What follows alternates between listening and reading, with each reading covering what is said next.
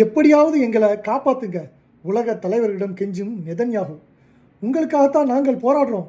Dimona தாக்குதலில் துவண்டபடி கதறலை வெளிப்படுத்துகிறாரு Netanyahu. காசாவில் நடந்ததை மறந்துட்டீங்களா? இப்போ உலகத்தையே பார்த்து கேட்கும் நிலை. காசாவில் என்ன நடந்தது? குழந்தைகள், முதியவர்கள், பொதுமக்கள் கொத்து கொத்தாக உயிரிழந்தார்கள். வீடுகள் தரைமட்டமானது. சாப்பாட்டுக்கே வழி இல்லாமல் மக்கள் அனாதையாக நின்றார்கள். அந்த காட்சியை பார்த்தபோது யாராவது அன்னைக்கு நினைத்தார்களா? இப்போ அதே காலம் திருப்பி காட்டுன்னு. மார்ச் 21 இரவு ஈரான் மிசைல் தாக்குதல். டிமோனா அணு மையம் பக்கத்தில் பயங்கர பிளாஸ்ட். 100 பேர் காயம். குழந்தைகள் கூட பாதுகாப்பில் இல்லை. காசாவில் வீடுகள் இடிந்தபோது அமைதியாக இருந்த உலகம் இப்போ டிமோனாவில் நடந்ததை பார்த்து அப்படியே அந்த காட்சியை திரும்ப நினச்சி பார்ப்பாங்க. மார்ச் 22 தாக்குதல் நடந்த இடத்துக்கு நேரில் வந்த பெஞ்சமின் நெதன்யாகு இங்கே குழந்தைகள் இருக்காங்க, முதியோர் இருக்காங்கன்னு சொல்லி கதறாரு. அவருடைய குரலை பார்த்தா அப்படியே குலுங்குது. இதே தானே காசாவில் அந்த வார்த்தையை கேட்டபோது அதுக்கு அப்போ அவருடைய மனநிலை எப்படி இருந்துச்சு? அப்படியே நீங்கள் பூரிச்சு போய் நின்னீங்க. ஆனால் இப்போ நீங்கள் இன்னும் வெயிட் பண்ணுறீங்களா? அவர் கேட்குறாரு. ஆனால் காசாவில் மக்கள் காத்திருந்த போது யாராவது இதுக்கு பதில் சொல்லியிருப்பாங்களா? எப்படியாவது எங்களை காப்பாற்றுங்கன்னு அவர் கேட்குறது உலகத்தையே பார்த்து அந்த உலக தலைவர்கிட்ட கேட்குறாரு. காசா மக்கள் கூட அதே மாதிரி காத்திருந்தாங்க. ஆனால் அவர்களுக்கு யாராவது பதில் சொன்னாங்களா? அராட்டில் 88 பேர் காயம், 18 குழந்தைகள் கடுமையான நிலை. டிமோனா 59 பேர் காயம். இதை பார்த்தா தான் புரியும், போர் எப்போதுமே பொதுமக்களை தான் முதல்ல தாக்கணும். காசாவில் இதே கதை இப்போ இங்கே ரிப்பீட் ஆகுது. மிசைல் தடுக்க முடியலன்னு அட்மிட்டு.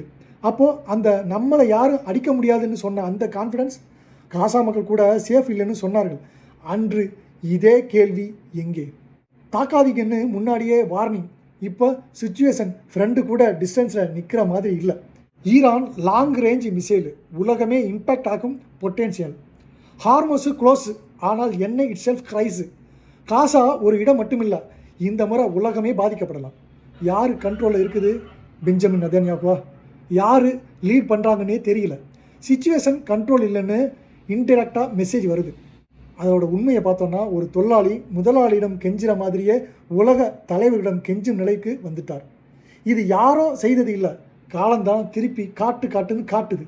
காலம் பதில் சொல்லுன்னு சொல்லுவாங்க. இங்கே காலமாக இருப்பவன் இறைவன் தான். காசாவில் நடந்ததை யாரும் மறக்க முடியாது. அதை பார்த்து கொண்டிருந்த இறைவன் சும்மா இருக்க மாட்டான். இன்று அதே வழியை உணர வைக்கிறான். If anyone needed an explanation of why Iran is the enemy of civilization and the enemy and the danger to the entire world, you got it in the last 48 hours. In the last 48 hours, they fired a terror weapon on civilians, on children. There's a children's nursery here. There's an old person's home here. Civilians, families, they fire terror weapons on civilians. And often they use cluster bombs, which are forbidden by international law. The second thing that they did is that they fired on Jerusalem right next to the holy places. They sent ballistic missiles that could have destroyed the Church of the Holy Sepulchre, the Al-Aqsa Mosque, and the Western Wall. The 3 holiest sites to the 3 monotheistic religions, they don't care. They're firing on everyone. The third thing they did is they fired in intercontinental ballistic missiles 4,000 kilometers right into Diego Garcia, the American-British base. They can reach now with these ballistic missiles everywhere in Europe, almost everywhere in Europe.